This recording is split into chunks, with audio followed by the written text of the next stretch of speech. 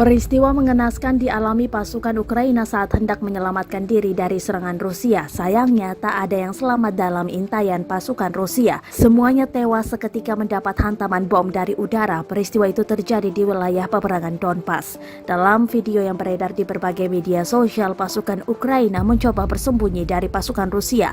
Bahkan, mereka rela masuk parit demi selamat. Ternyata, Rusia mengenakan drone untuk mengintai pasukan Ukraina. Hingga akhirnya, hantaman bom demi bom melenyapkan pasukan Ukraina yang tertunduk dan sembunyi dari musuh.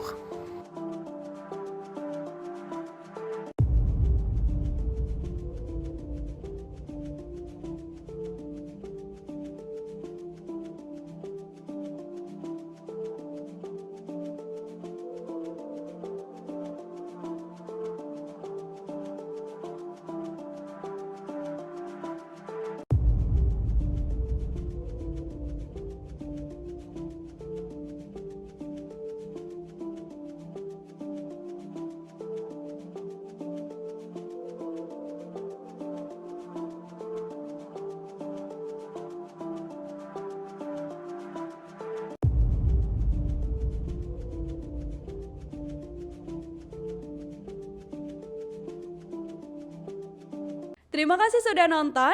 Jangan lupa like, subscribe, dan share ya.